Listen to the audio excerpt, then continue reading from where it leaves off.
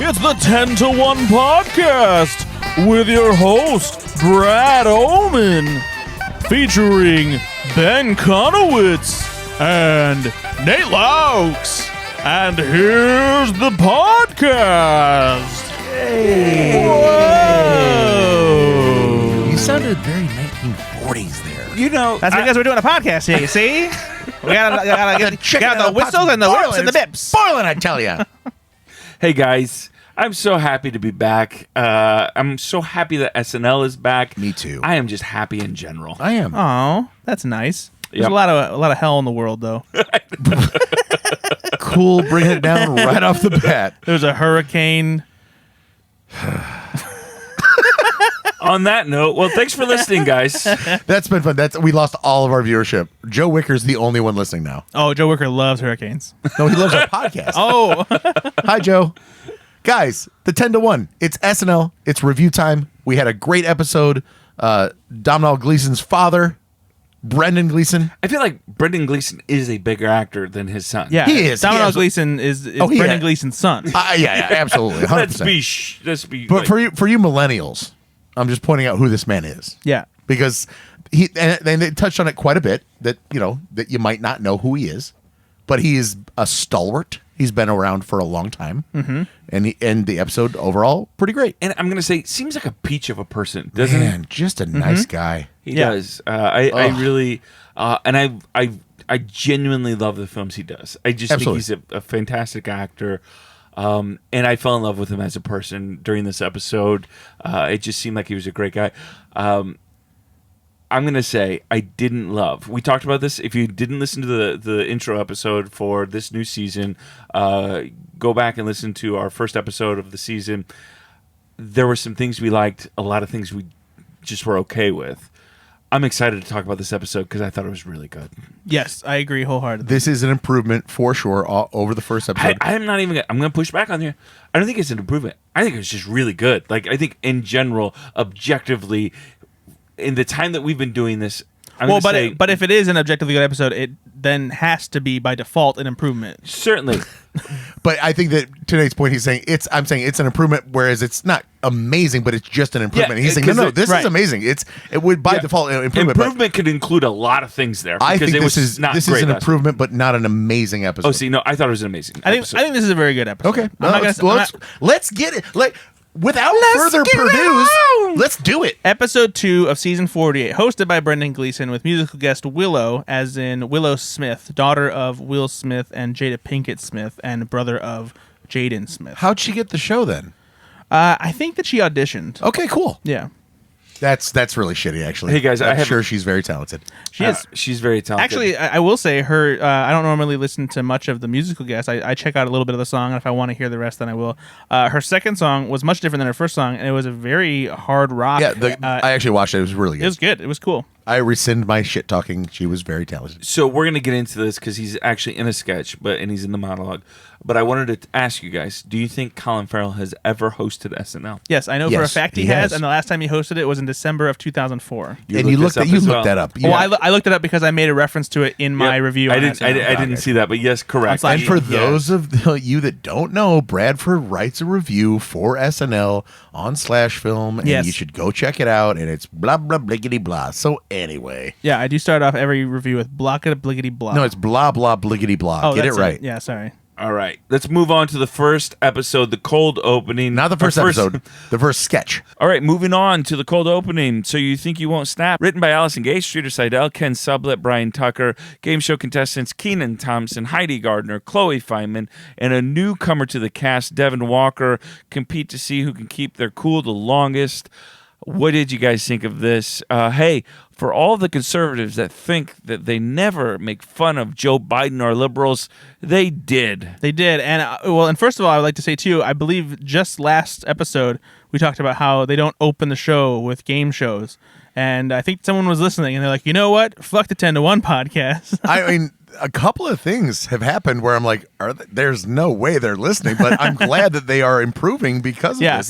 This is one of those instances it's where great. they did something that was topical and timely as far as the headlines and everything, but it wasn't their typical press conference meeting in the Oval Office. That the same kind of political satire bullshit they normally do. Fox and Friends, whatever. MSNBC. It's a great way to run down what just happened. Yeah. Hey, here's everything we're not going to do a full sketch about, mainly, and it's what's new and different in the news. Also political, but not under the subtext of a pretty even-sided. Honestly, did you guys love Bowen Yang as the game show host? Of course, he was incredible. I thought he was great. Yeah. This is one of my favorite sketches of the night. It was really good. It was a lot of fun. I enjoyed it very much. I especially, Keenan has the ability to, in single moments, to like make me laugh out loud. And just, as soon as he lost it at the first mention of Elon Musk, but also it's a testament to the writing because it comes along in the sketch when it's just about, okay, well, here's the third one. Yeah. Yep. And it did need to be quick. You needed to break it. Okay. Yeah. Smart. We talk about that acceleration in a sketch. Really, if you really don't good. accelerate, and, then we lose by the way, interest. ending with the newcomer, and he crushed it. He did so well. I think looks like Pete Davidson, like a weird relative of Pete Davidson. Do you guys not see that or no? No, I get it. He's tall and young. Mm-hmm. He just kind of looks like similar shaped head. Yeah, I think it's and the smile, but only 20 years old. Man, already on SNL. I wish I had that confidence at 20. My goodness. And I tell you what, he did great, man. He crushed it. He really felt did. I was doing at 20. I was going to college, and I was living in an apartment with 3 other dudes. Jerking off in my room, getting that's a lot to take in right there. No, it's pretty small. But yeah, so I wish I was on SNL when I was 20 years old. So did I, Brad. We all did. It is amazing that he's on there. And again, so jealous of the confidence. I would not have had that confidence at 20 years old. I barely have that confidence. I don't have that confidence now. Yeah. Not even a tick of nervousness. Not even a little bit. And did so well. Again, we talk sometimes about the commentary, right? So sketches oftentimes like this that have a little bit of politics in nature are often making also social commentary. I love the idea that, we're all trying to be okay. After COVID, after the 2020 election, that still hangs for me, so right? The stuff we're all trying to be okay. The stuff that really worked in the sketch was the fact, like on the second iteration, they bring out a flight attendant, which again, that's been in the news. But instead of just covering that as a thing, they made it a set piece with Sarah Sherman, and now it's something they're talking about nationwide, the uptick in violence against flight attendants. So why not use it as it's really good writing, honestly. By the way, I just want to point out too, when in this particular case, but also other times, whenever Sarah Sherman doesn't ever have her usual style. I don't want to say normal because she is a normal person. Seriously. But she just has an alternative style. That's fair. But I will say, whenever she does look more like a straight laced person that doesn't have her haircut and that kind of thing, she looks like Emma Stone. I'd have to go back and look. I just realized when Ben said that it's Sarah Sherman. I did not realize that was Sarah Sherman. Yeah. Because again, I'm so used to there was a time last season that happened where it took me a second to realize who it was. And she doesn't really talk in it, so she like you said, almost is a set piece of the sketch. And I do want to take that really back because I got to get better at that. I say normal meaning like plain and stupid and boring. I don't mean it like I think we knew what you meant. Yeah. But I want to apologize because that's shitty. Don't do that. Yeah, that's not normal. But again, her style is so over the top, right? Yeah, exactly. It is over. It is eccentric. It's her, and I love it. And I just didn't recognize her until Ben just said she was in the sketch. Yeah, it's just a great use of that. That also, a news story that they're not using as a topic, but just kind of still using it as a topic. I just loved it. I loved it. All right, moving on. The Monologue by Brendan Gleeson, written by Mike DeCenzo and Jake Norwin. First-time host, Brendan Gleeson plays some tunes on his mandolin and talks about reuniting with Colin Farrell. I'm going to say this. I didn't love this. And this idea of you're tuning a guitar and you're talking in between the tuning and you're going to play it's a common comedy trope. It's a very disarming thing to do to make people be on your side. Steve Martin does this beautifully, by the way. He's done this many times because, again, he's a great banjo player. And it's if you go to a concert sometimes, especially like an acoustic concert, that's oftentimes what they do. I thought he was way more nervous than I thought he would be.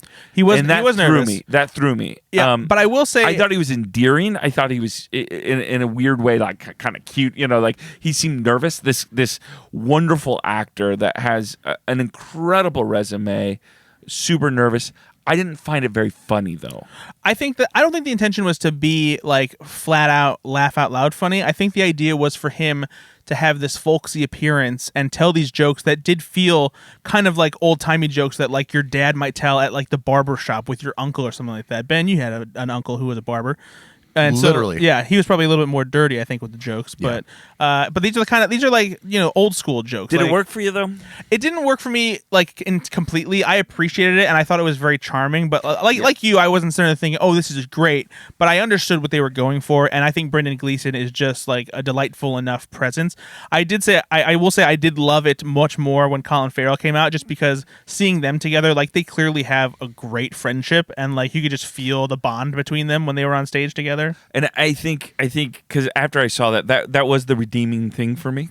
Is when because I honestly didn't get the mandolin part. He is from what I read an accomplished mandolin player. He's a very good mandolin player. I mean, it was very good mandolin playing. I know, but I didn't get that. Well, part, it's an right? instrument.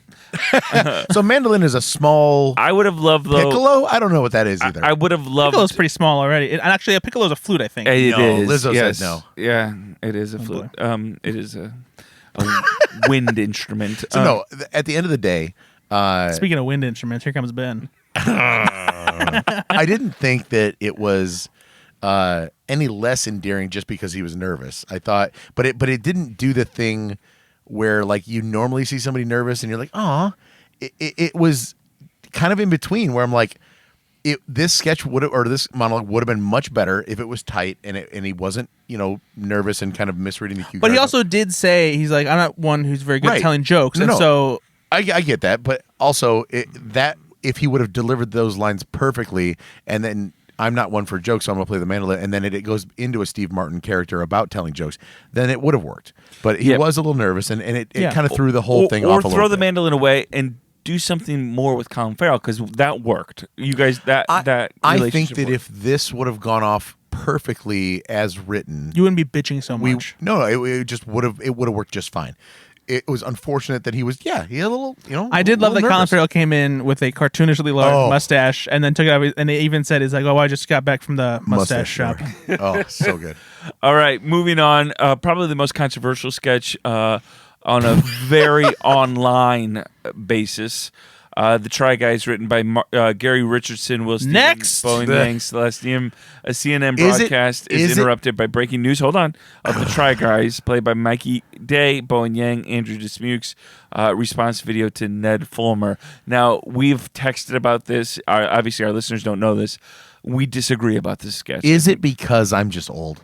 And then I Yes. just don't care about these people, and that's why it's not funny to me? For me, it's not my age. I just don't give a shit, period. Like this is the kind of internet culture stuff that like drives me fucking insane. And so like I don't care about it on that level, but it's also just not very funny to me because what's happening in the headlines isn't interesting, first of all. And so like SNL doing it just feels like they're kind of desperately trying to tap into what people are talking about. And it's not that SNL has always done stuff that is timely, that has made headlines and relevant. And I understand what Nate's going to say here in a second, is that they are mocking the idea that people place importance on this and are paying attention to it, and that it has been making all these headlines on CNN and MSNBC and all that stuff. Keep going. But I don't think it was funny enough to warrant their commentary on it, and they didn't bring anything new to the table that wasn't already all over everywhere else on the internet. Okay. All right.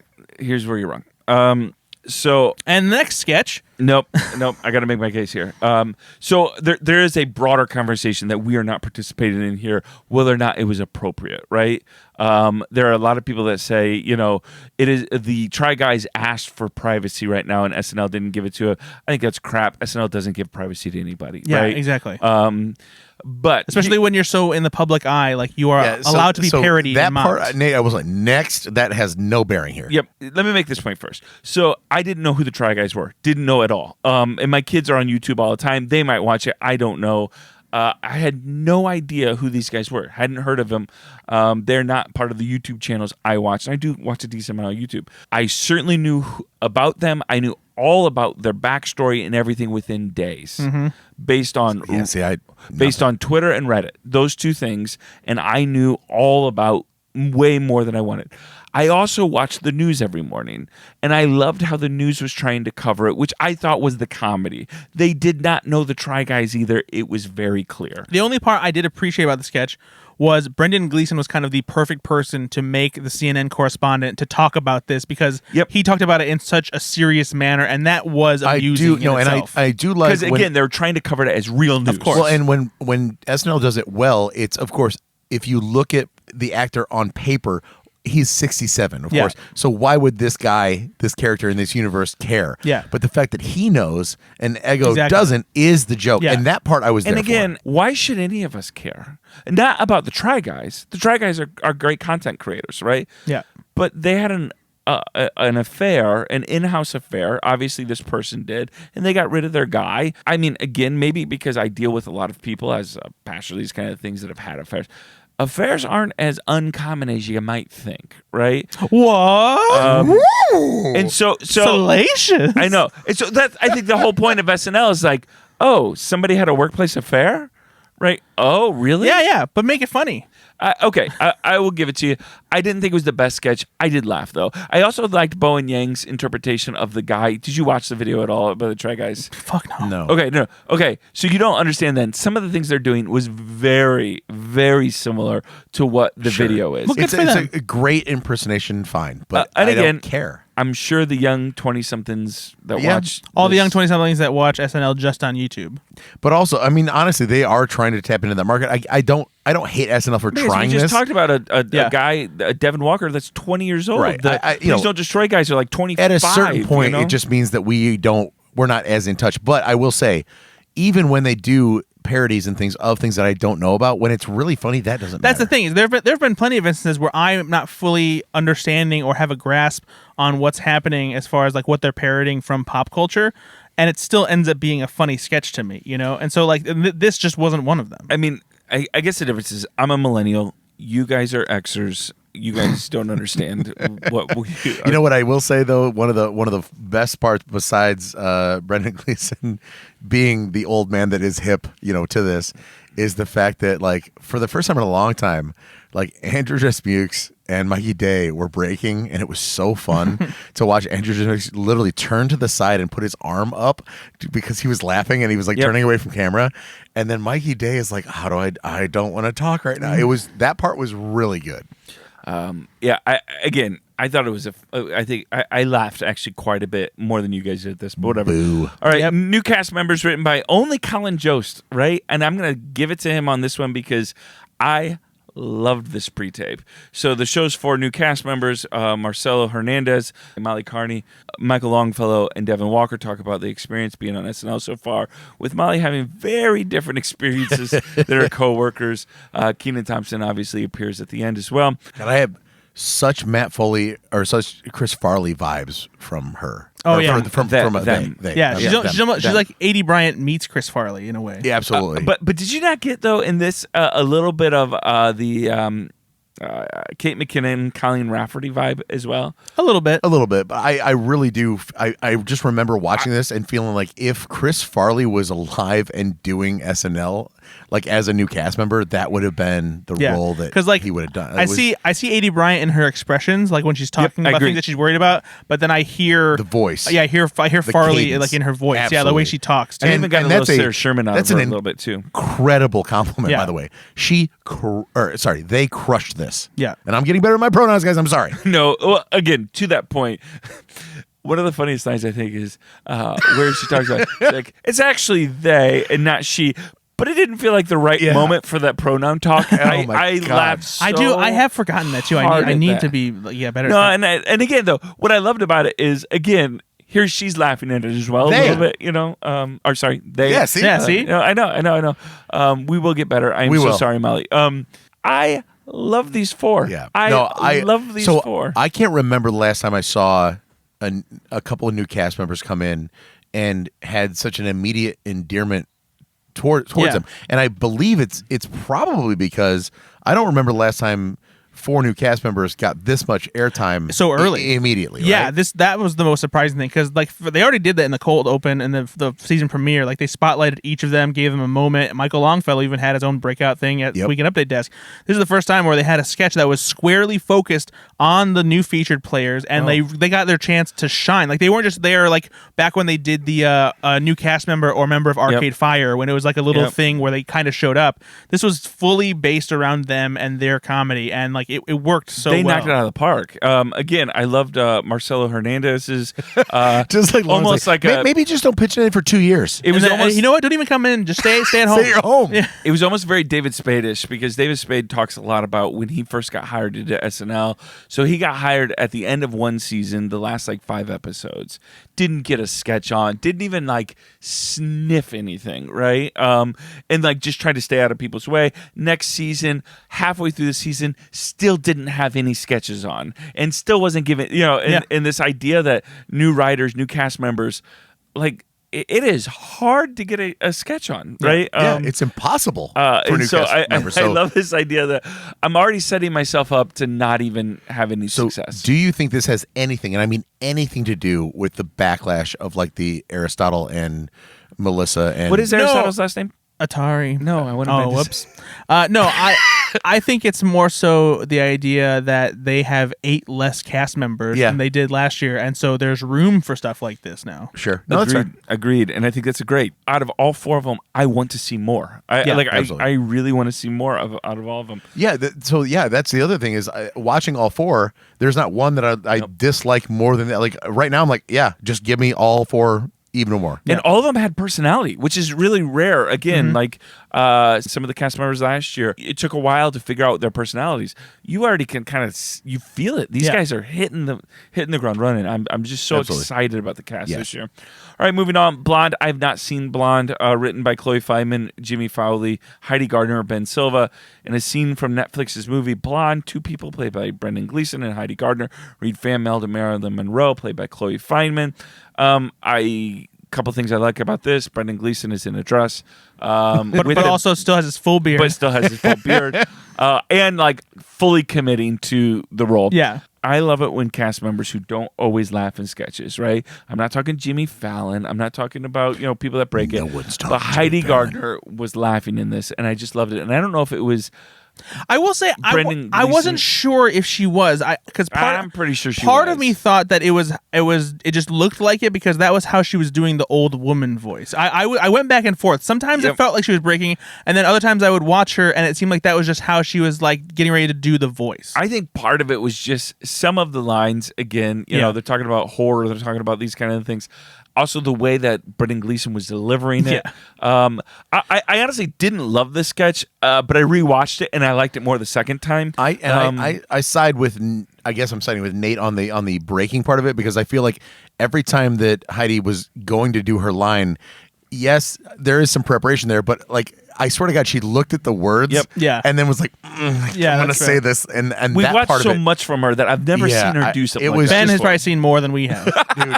And again, this episode is no different. She was just a rock star, just a solid performer that I respect comedically. No, I have not seen. By the way, I have not seen Blonde. You have. Yeah. Is there this a scene in the film? Okay. There is a scene. So it's not quite like this as far as like replicating the actual scene. Just call her a whore over and over again. But fan mail and kind of things. So like in the this. real scene, there are 2 older women who are reading her fan mail while she's getting like tied up in a corset and getting ready.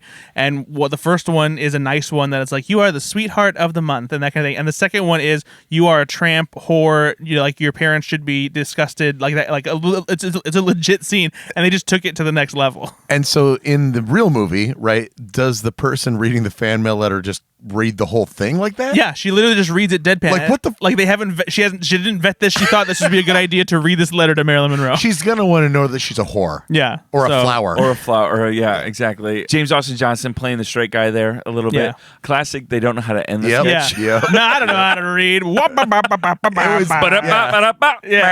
Yeah, it's so weird. Moving on to the next one. Headshots, written by Mike DeCenzo, Andrew Dismukes, Alex English, and Jake Nordwin. A grandson, played by new cast member Michael Longfellow, is overshadowed by his grandfather, played by Brendan Gleeson, while taking headshots. Brad, You seem like you've got something to say about this. I love this sketch, actually. Did you really? I really did. I thought this was one of those sketches that felt like it could have been a 10-1 sketch. Yeah, I thought it was odd. The way Andrew Dismukes was playing it was like he was really just like putting like the weird out there as this character, the way he was talking and everything. And of course, like I just love watching Brendan Gleeson in the sketch doing poses and like his facial expressions. He's just like seeing an actor like him of his stature and just like someone who looks like him doing that stuff is hilarious on its own. Like I could never imagine like Brian Cox doing this. Right? But I bet you he would though, honestly. You think so? Yeah. Let's get Brian Cox on the show. I think did he host? I want to say. Oh, I don't think so. I thought he did. Anyway, Brendan Gleeson though clearly like if we do always talk about is the host game for whatever. That is kind of a big litmus test for us as far as like Brian Cox has not hosted SNL. Thank you. Will they do whatever? And he was clearly in Game for for whatever. anything, Game yeah. for anything. And that's a huge check mark for me in the plus column of like, okay, good host, bad host, that's a good host check mark. Yeah. And Colin Farrell coming into this sketch too, Of course. was great and like brought another level of absurdity because I did love too when he's like, well, I've never been photographed before. And Michael was like, that's a lie. So a lot of good stuff. It went on a little long for me. Like, Not for me. Because at a certain point, I'm like, I get it. They're doing this and they keep doing it. And so I was ready for it to be done. But then Colin Farrell does come in and it does save it a little bit. Double cute shy boys. Yeah, that was fine. I laughed. But they could have cut it a little bit tighter. That's all. Nate, did you love the sketch? Did you hate it? Neither. You're the one that says this is the best episode SNL has ever done. No. And so you must love every sketch. No, Objectively, the best show I ever. didn't say it was the best show ever. Stop You it. said I this said is objectively it was the best a great show ever. episode. Okay, so then this was a great sketch then. I don't think every episode. Yeah, I don't think every just sketch- because I think it was a good sketch. I was fine. I just wasn't my favorite in this. I don't think reel it in, Ben. Like I don't think you. Well, he's over here saying like it was a bad sketch, and then now it's a good sketch. No, I didn't Which say is it was it, bad? Nate? I said I'm just kind of torn on it. Like I think Is it a skit? no. It's not scary. No. It is a good sketch. It wasn't my favorite. I think there were better ones in this episode. fair enough, fair. And so when I watched this, there was nothing about this that really Fine. grabbed me. Moving on, Please Don't Destroy. Grandpa. I was so glad to see Please Don't Destroy back. They did not have anything in the opening episode. Well, they wrote a bunch of sketches, but they didn't I know have their own they video, wrote yeah. like 5 of the sketches, right? Yeah. 4. Please Don't Destroy, guys. Written by Martin Herlihy, John Higgins, Ben Marshall. Martin, Ben, and John play high school versions of themselves. Well, it turns out that their friend Tommy, played by Brendan Gleeson, is in fact 70 or 67 years old. Again, also silly, but this one hit me. I liked it. I thought It was so great. funny the way the boys react so earnestly to like and feeling betrayed and just like how Brendan Gleeson like explains to them and like breaks their hearts and the flashbacks especially. You've oh been my taking gosh. drugs, right? He's like, it's my heart medicine or something. I just thought it was great. Nate, how old's your father? He is 68. No, he'll be 68. My dad is 69. Brad, how old's your mom? Yeah, because my dad's dead. Yeah, whatever. My mom is 61. All right, so she's the young one here, but for us that have parents that are, Pushing 70. yeah, I was watching this going like, what? Like literally, my dad's 2 years older than Brendan Gleeson here. What would it be like if my father was like trying to do this? Because at a certain point, SNL is a young person's game. Right? This is crazy. Like when Betty White hosted, I'm sure they were holding her hand the entire time and like propping her up basically because she's a really old lady. Yep. But Brendan Gleeson is 67, clearly still very capable of acting and running around and being. But I look at my own father and I go like, would he be able to keep up with this? Like, and what would it be like? That's a tall task. And then to see this sketch, and I get it, it's a pre-tape, obviously, as they all are. But it was very, very funny, obviously, to watch the dichotomy between young and old, and then in a way that they were able to end the sketch. They actually did come back, and they all kind of forgive him at the end. Like it doesn't matter that he's old. We're gonna run this school, and that part brought it all home for me. Like I was like, how are they gonna end this? And then when it got sillier, and escalated to the ultimate silliness of like, it's gonna be fine. We're friends forever. Especially with the truck scene. Yep. They just are all in the back of the truck. I really laughed a lot at this. I enjoyed it so much. Again, you do know that the end is referencing a movie, right? It is, right? What is the movie? It's referencing The Perks of Being a Wallflower. That's right. The Perks of Being a No. Have you seen Perks of Being a I Wallflower? haven't. Is that my next movie? Is it a horror movie? I'll make you watch it. No, it's a coming of age movie. Of course it is. That's why you love it. For this sketch to be pulled off in the way that it was, you do need our dads or Of somebody course. like this, Sylvester. You can't do that. You have to have some kind of sincere. Although it would be really funny to see somebody just only of like Ryan Gosling's age, Oh, sure. because like a 40-year-old. Or does that feel creepy? It does feel creepy at that point, honestly. So having, Brendan Gleeson be literally 67, and he's not a small, slight guy. He's a big, Yep. burly dude with like a massive facial hair. And of course, then they go to the next level. He's Irish, and they're like, "I thought you were from wherever." Yep. I don't know. It was good. All right, moving on. Weekend update. If our listeners might not know this, but we debate this each episode to decide if Michael Che and Colin Jost have enough And guys- emotional chemistry to make Brad happy. We didn't even ask this question last time. We did. We did. We actually literally made the exact same scene about it. Yeah. No, we I don't did. think we've ever talked about this on the show before. Brad, did they have chemistry? It was better this time than the first episode. I still wasn't one of my preferred didn't make amount. It wasn't my preferred amount of banter. I didn't and see any ribbing. banter. I didn't I see didn't see any any banter this time. There was a little bit of chuckling at each other, like from jokes and stuff like that. I which think that was which I like off appreciate. camera. A little I bit. think Yeah, that was exactly. Yeah. But see, I think that was like Colin Jost chuckling at the response that Michael Che got from the jokes, but that was like more of him to the audience. But I rather than like Michael Che. that kind of stuff. And But that's not a back and forth between them. It's him and the audience. But it's still an interaction that's also between them. It's the dance. It's the dance that Brad likes. Exactly. Oh, Thank you. stop Thank it, you, Nate. Nate. No, I'm trying to understand what Brad likes Yeah. about this. Before we get into the actual bits in Weekend Update, what did you guys think of the jokes from Weekend Update? Did you guys like it? Yeah, I actually thought that the think the one-liners jokes- were yeah, stronger they hit. this episode than the previous, than the season premiere. Agreed. The one that I was like, "Holy shit!" was the one where he said, "Whose beard is patchier than his eye." Yeah. And he was because he was wearing an eye That's patch. I was really like, good. "Holy!" And then followed shit. up with a depth perception joke. Yeah. Like, just really going after him. And you know what? That is kind of maybe in response to the fact that they did it the last time, and then Pete Davidson had to apologize. And they're yeah. like, you know what? Yep. Fuck that guy. He's an oath seriously. keeper. Fuck this. And I think that maybe a little bit there. Like maybe we were right before. Yeah. I hope so. So anyway, the first bit on Weekend Update was Black Ariel on Disney's live-action Ariel remake. It's just Ariel. Written by Martin Herlihy, John Higgins by Marshall and Celeste Yim, played by Ego Nwodim. What did you guys think of this? Does this hit you guys or no? I was a big old swing and a miss for me. Yeah, I thought it was fine. I felt it felt kind of weird to take a character that so many people are perceiving as being important for young black girls to see and turn it into a thing of being like, I'm not a role model, and it's like, well, I don't know. This seems like kind of a weird stance. Like I get what they were trying to say and trying to do, but it just didn't fully work for me. There was some stuff like that Ego's delivery, I thought was funny, and just the way that she was being very, sassy to Michael Che and whatnot. But overall, I didn't love it. Yeah, Ego's performance was the best thing about Oh, this absolutely. for me. She The jokes was- didn't hit as much. Is it weird that the 4 people that wrote this, there was 2 or 3 white guys, and Celeste Yim wrote it as well. Ego wasn't even a writer on this. So you didn't even have a person of color necessarily, or a black woman or anything writing this sketch. Is that weird or is that okay? I don't know how often that happens, and so I don't feel comfortable answering that just because I don't know. Does this happen all the time where 3 white writers write a black character and the actor or actress that's portraying this character goes, yeah, I'll sign up for this because I love it. And if Ego had a problem with it, she would have been like, well, let's not. And do I don't this. think there was any. I want to go on record. I don't think there was anything problematic. Exactly, with it. but the fact that it wasn't that good. Yeah, that's what I'm saying. Is would it have been better? Because again, Brad kind of mentioned it a little bit that there is something. I've seen the videos. There is something significant about somebody that is a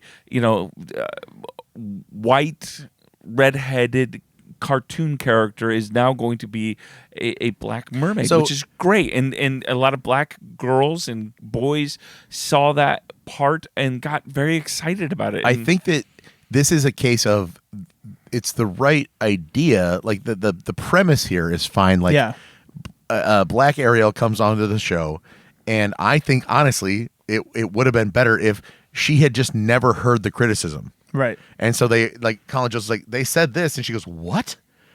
And it's just this incredulousness that could have been funnier, and it still would have not. I don't want to say punching down because it's not really, but it's taking away the thing that it's supposed to be. And I don't know that SNL is good at that. And again, I want to reiterate, I don't think there's anything problematic about No, this no, no. sketch. But I do think I would have almost have preferred the comedy to come from the point of making fun of the people that had a problem with it, right? There are people that genuinely have a problem. There is a black Ariel.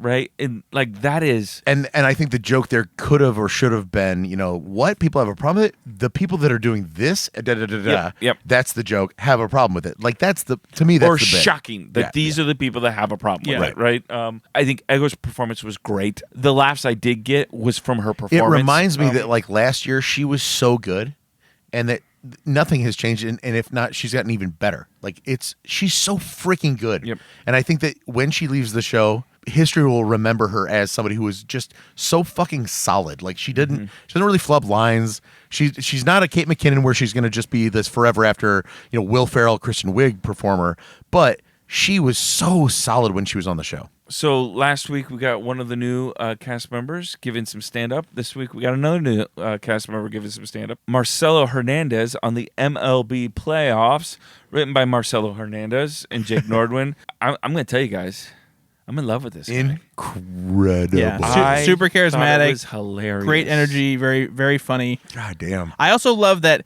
his when he gets worked up, his natural accent comes through a little bit more, and like that adds just a certain like flavor to it that I really appreciate. It hit right into the baseball stuff that I love. Oh, it was.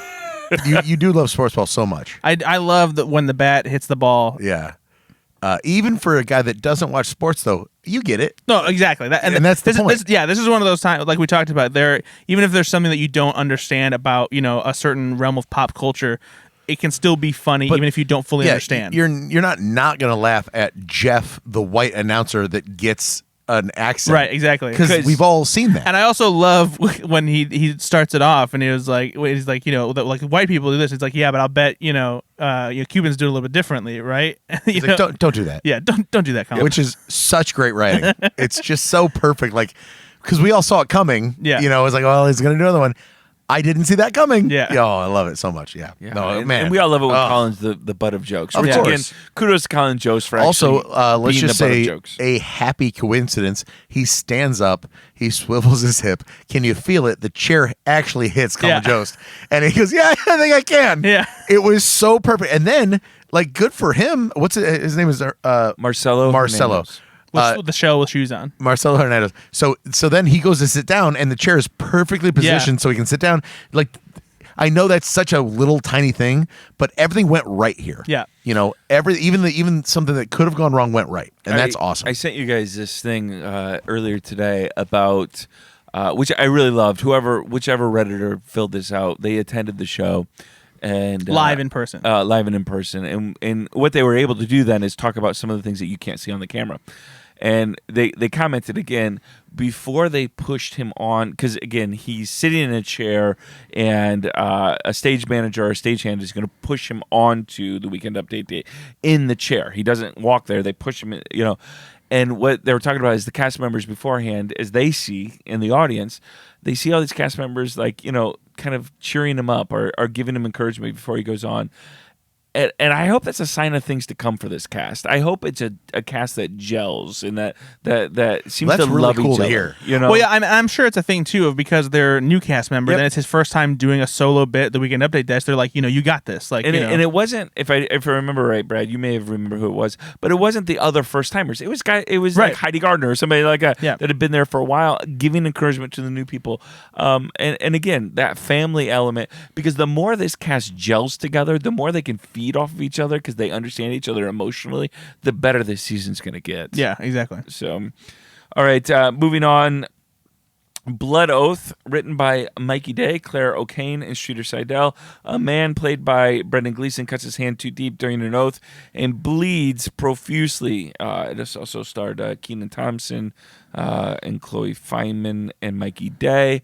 What do you guys think about the vomit or the blood tube overall? Like, whenever it goes like this, and it's comically overdone, Yep. I love it. I agree. It never fails for me, honestly. Like, I can't think of a sketch where they've done a gag like this with blood or vomit or anything, and it hasn't made me laugh. And even though I was expecting it, it's still funny just to see how it spurts out and how it naturally, just because of he is flinging his arm everywhere and seeing where it lands, and also seeing the reaction from Keenan and Mikey and Chloe as it like hits them right in the face, and they're trying to like act through it, and it's all in their eyes and everything. I love it. I love it. I can't even tell you the plot of this sketch. I can't tell you what happened after they did the blood oath. Yeah. Because everything else I was just laughing at was the physical comedy. Of course. And Brendan Gleeson did physical comedy so well. There was one part too where it was kind of a flub, but it almost worked in his favor because it made it funnier that he had to correct, where he put his hand out for Chloe to look at it and he kind of missed her face, but then he like moved it so that it was hitting her right in the face, and it was so good. He did that kind of a couple times where he was aiming and then he missed and then he goes, I'm gonna get him. Yeah. And you're right, it makes it so much better. Also, when he cuts his hand, for some reason, whoever made the decision here, or maybe it was just Brendan Gleeson doing it, it was bleeding inside the coat. Yeah, but he hit it. And he hit it. And it was like, I know what's coming, but exactly. Why are you keeping it hidden? And it was dripping out and he was starting to get all over his coat. Yeah. And I'm like, are they ever going to reveal this? And he brings it up, I'm like, oh my God, his hand is full of blood. Yeah. But it was so good. But what I loved about that then was they were making you work for it a little Absolutely. bit, right? And I love the idea of I cut myself and I'm so almost embarrassed that I've never done this before, right? He had like a very specific thing about what they actually do in their tribe. Yeah. And everybody's like, okay, but and again, because he's so endearing and so just kind, you feel bad for him, right? Because I've never done this before. It was like, so good. I just feel like I had read that they actually wrote this. They had it last week for that they potentially Miles could have Teller? for Miles Teller. And I'm so glad they waited. I think this is the better choice. Again, I think Miles Teller was great last week. He personally was great. But I didn't think about the sketches were shows great. that they're trying to parody. Yep. This- Brendan Gleeson just has the this vibe of somebody who would old be in this. warmonger. Exactly. Yeah. You No, need it the was right really person, funny. and Really funny. he was. All right, finally, eyeballs. Wait, just real quick to go. Just one more thing about the sketch. When he's trying to apologize about ruining the guy's map. And Kenan Thompson, like that was one of the things. Kenan Thompson's the map maker, and he's like, "It's all over the map." And he got so concerned, and he was so upset about it. And it was kind of the joke within the joke is like that was one of the times where he literally purposely pointed it towards the map and got the blood even more because he kind of knew the line was coming up about the map being destroyed, but the map wasn't necessarily that much destroyed yet. And again, it's an interesting thing though, Ben. Like you brought up earlier is. I don't always love sketches like this. I don't always love vomit sketches. I don't always, but when it's done well and when it's done so absurd, like they did it, over the top is best. And not just absurd, but like also, I was up. They had me up until the absurdity, and once they released the absurdity, I was ready to go with it. Right? No, it was a very well done version of this sketch, which we've seen 1,000 times. It can go good or bad. This was great. Eyes, written by Dan Bulla, Martin Herlihy, John Higgins, Ben Marshall, Sarah Sherman. A woman, played by Sarah Sherman, replaces her eyes with fake plastic ones with Brendan Gleeson, Ego Nwodim, Bowen Yang, and Michael Longfellow. I could tell you what, Sarah Sherman, kind of an odd fellow there. But did I watched this sketch specifically 3 times to decide whether I liked it, and I landed on the side of I do like this sketch. This sketch is very funny. It's a simple premise. It's definitely a Sarah Sherman special. This feels like just right up her alley, exactly her brand of comedy. And like as funny as it also is unsettling, because that's what I'm saying. Is some of the expressions on Sarah Sherman's face with those eyes are haunting. Like it feels like it could easily be in a horror movie, like a sister movie to Smile. Now listen. I have talked about this at length that I find Heidi Gardner really attractive. Now in this sketch, and bear with me, it's a joke. I'm joking. Like. You're attracted to Sarah Sherman with the googly eyes. Yeah, it's a joke. Yeah. I'm serious, though. No. But no, this, I was waiting for you to interrupt me. I want to see where you're going to go. I know, I did too. I'm like, I don't. I'm gonna let him Because there's a go part on of me this that one. believed that maybe. Well, You know, hey, we're here for you. All right. you know what? Any woman that can't actually Love see is me, love is love is love. probably in my favor. Google eyes. Google eyes. But no, so one of the other things I loved about this sketch, aside from Sarah Sherman looking wildly insane because of these eyes, is what Brendan Gleeson is doing as his character. Because for some reason, he's playing it up just as much, where he's like doing this very like pronounced, regal kind of voice as the boss. Is American. Like, yeah, and it's like he's making it sound almost like Shakespearean in a way, like the way he's talking, like a very self-important kind of person. Also, which- those are not bad slogans for Denver. right? Especially the one about Austin. Pretty good. But pretty good tourism slogans. But yeah, I thought this was very funny for sure. It was just, you know, sometimes with Sarah Sherman, I had to decide because it is so unsettling oftentimes, right? Whether it's meatballs with or like meatballs growing from flesh or whatever with, you know, the sing Or the flowers being peed on. Mm-hmm. Yep. That sometimes you have to like get over the unsettling part of it to get to the comedy. So when we talked about earlier last year, when we talked about how the 10-to-1 doesn't exist anymore because it came so early with the meatball sketch and Yep. things like that, Yep. this really did feel like an actual 10-to-1. Like, and I don't. This was a legit 10-1, but I also Okay, sorry, it really was, but it also felt like one. Yep. And my question to you, Brad and Nate, do you think that like maybe they are going to try to like keep her at the end with this now? I mean, I don't know, because for me, I think that the reason that we have seen kind of more 10-to-1 as sketches pop up is because a lot of the newer cast members, you know, do have this kind of alt comedy flair to them, you know, because I think Andrew Dismukes especially now has filled in the gap that has been left behind by after Beck Bennett left and Kyle Mooney wasn't doing as much, and now that Kyle Mooney is gone, I feel like Dismukes is kind of fitting into that a little bit. And you guys did mention that his photographer character is very weird. And it almost could have been. I actually said in my review that Headshots felt like it could have been a 10-to-1 sketch Sure. if there wasn't this other like full on 10-to-1 sketch. I also think we're at a time, as we know, different comedy feels, different kind of comedy genre cycle. I think we're in an era where absurdist humor is very funny to people. Yeah. And so this is, I think, a good era for Andrew Dismukes and Sarah Sherman particularly. Yeah. And so I don't think it's going to go just to the 10-to-1 spots because I think they believe, and they're probably right, that especially for a younger generation, for people that really love absurdist humor, it's a gold mine for them because Sarah Sherman, I had never heard of her before she came on the show. Man, I'm so happy she's here. She had a significant following though. Like she had people that genuinely loved her YouTube and online presence stuff. And so again, and I think it can be, for me, not off-putting at all, but it can be unsettling, and I don't mean that in a bad way. You just have to like, oh my word, what is happening here? I couldn't get over when I first watched the sketch. How did they attach her googly eyes? Like, what did they do? How did they do the makeup for that?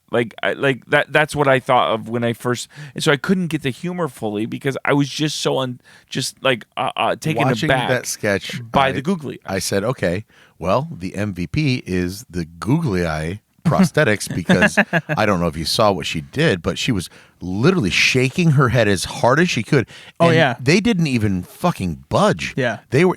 Whoever did that was amazing. Well, she couldn't see, according to the thing that we saw. You can tell because like there's some things where she like reached people and like she's making sure that they're there. Yeah, again, it's so good. Hat tip to the Reddit SNL subreddit.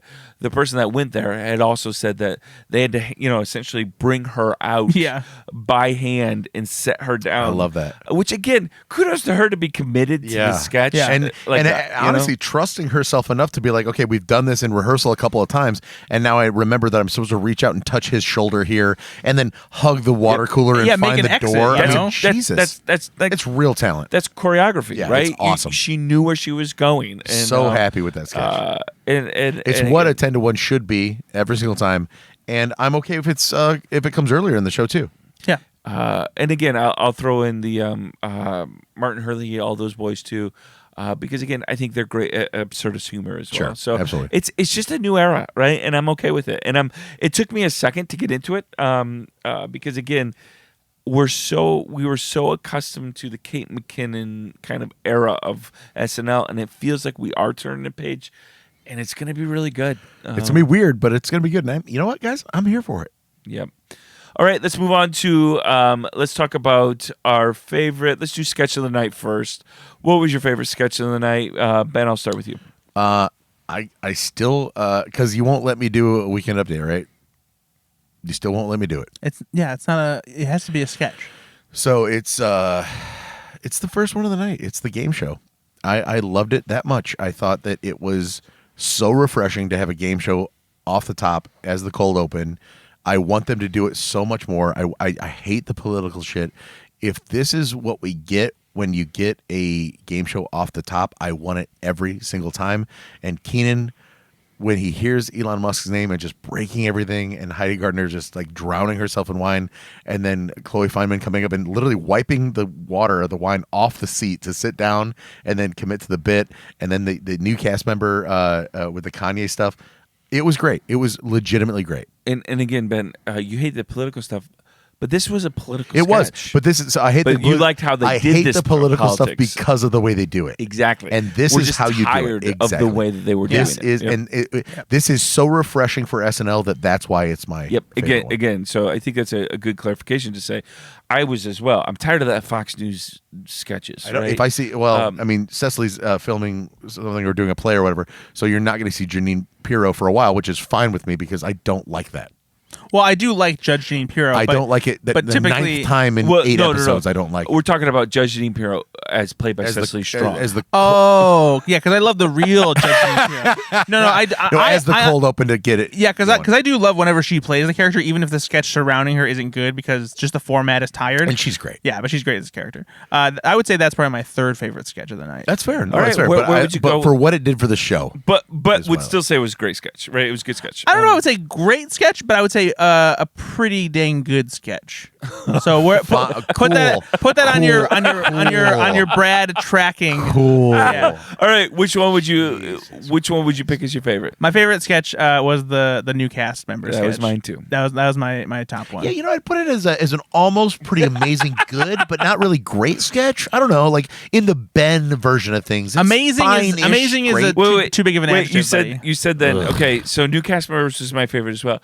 You said that Ben's was your third favorite. What Yeah. was your number two? Headshots. Oh, really? Love headshots. Love headshots. Nope. Love it. Hilarious. Better than Ben's ideas. It was fine. It was very funny. It was fine. All right, let's go with best cast member, MVP. Who would you give it? We'll start with you, Brad. Don't start with me. You didn't do one? No, I haven't been doing the MVP in my reviews. All right, anymore. let's start with Ben. So now I'm a Ben where I don't think about it ahead of No, time. I didn't either. I really didn't. All right, but I will. Go ahead. I What will do you got? go.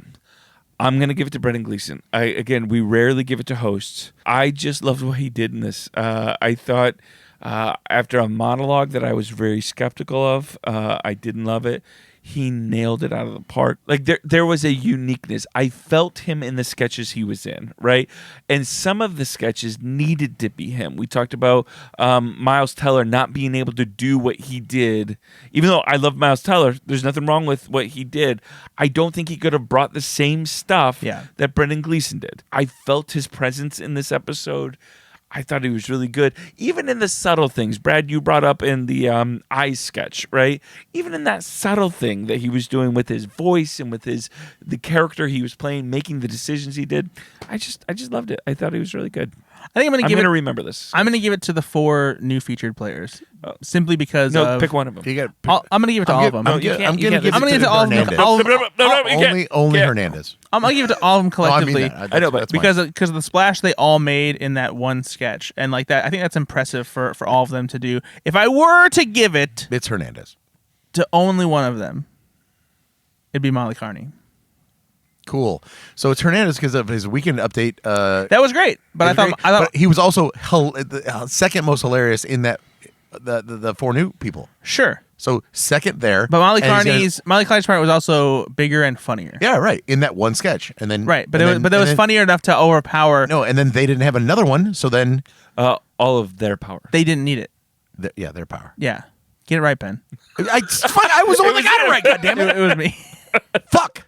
So long story short, Weekend update, crush it, and then the second funniest in that pre-tape means that Hernandez gets it for me. I'm telling you guys, this is why I love this episode. It was hard for me because again, I gave it to Brendan Gleeson, but everyone did their parts this episode. And I did don't it well. remember seeing anybody completely That's what I'm saying. throw something off like, here. Even Keenan, who we often think who is just the worst always. He didn't even he did okay.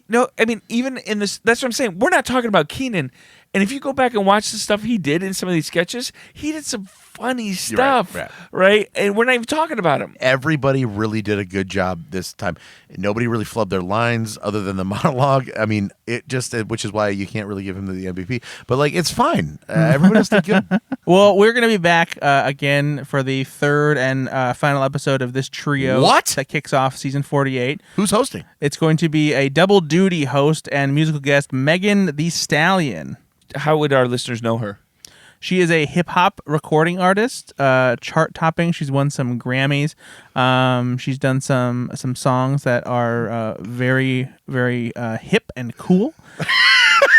And she also made a cameo as herself on She-Hulk, where she twerked with She-Hulk. Real briefly, before we end this episode, do you expect this episode beforehand to be better than the Lizzo episode?